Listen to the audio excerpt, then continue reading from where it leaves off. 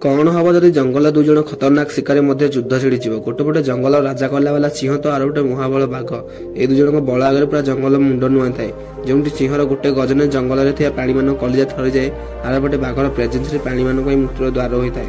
कौन आप जानते जदि ये दुई जन मध्य फाइट हुए ताले किए जितब चलते पूरा पाखर बुझा। नमस्कार सांग मैंने मो ना ओम प्रकाश मुझे चैनल में स्वागत करुँ। चैनल नुआ वीडियो लाइक और चैनल सब्सक्राइब कर दिंतु।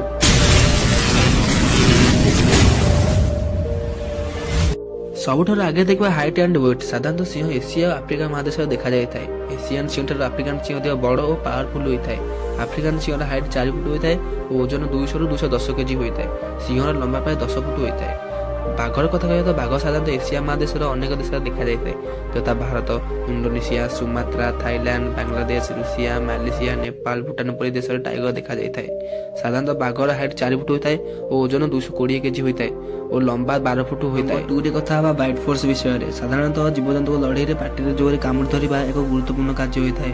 साधारणतः लाइनर बाइट फोर्स 650 पीस होता बेले बाघर बाइट फोर्स 1050 पीस होता है। या माने बाइट फोर्स टाइगर लाइन को पछरे पकईदेला जदि सिंहर बेक बाघर पार्टी पशिगला ताले बाघ सिंह को हरई दे पारिबो।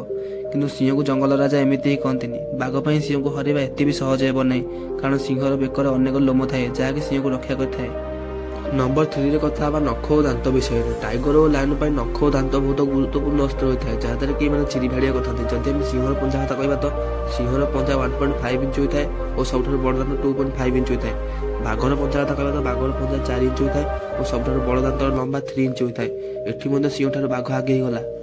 नंबर 4 रे कथा रनिंग एंड जंप विषय प्रथम सिंहर दौड़ा स्पीड कथा कह तो सिंहर घंटा प्रति बेग 80 kmph होता है और बाघर घंटा प्रति बेग 65 kmph होता है। जदि लड़ाई किसी कारणवशतः खसी दौड़ार पड़े ताले सिंह तो आराम बंचीज किंतु बाघ बंची पार ना। तापर कथा जंप बा डेइबा विषय सिंह ऊपर को 12 फुट पर्यंत जंप करें और बाघ ऊपर को 15 फुट पर्यंत जंप करें टाइगर बाजी मारी नेला। नंबर 5 रे कथा हंटिंग स्किल एत सब देखिले चलतु ये दुई जन शिकार करने शैली को बुझा।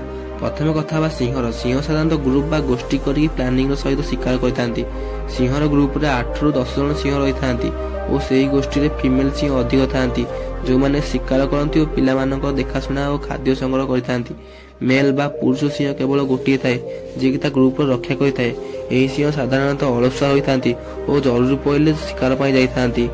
बाघर कथा कह तो बाघ साधारणतः एकुटिया रहा पसंद करता। बाघ निजे प्लानिंग कर निजे शिकार करता है। बाघ केवल किसी समय बाघुणी पाखे रही था और छुआ जन्म होला पर पुणी चली जाए।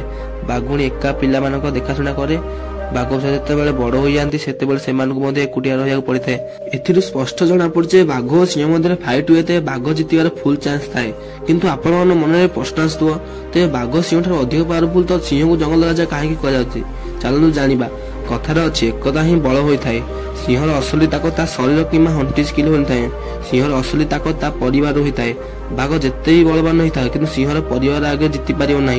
बाघ भल भाव जानची सिंह केवे एकुटिया रही न परिवार सहित रही है तेणु सिंह को जंगल राजा कहुए। मु तो मो कथा कहीदेली आपण कौन लगुच जदि दुई जन दानव मध्य फाइट हुए किए जितब निश्चय कमेंट रे जणातु।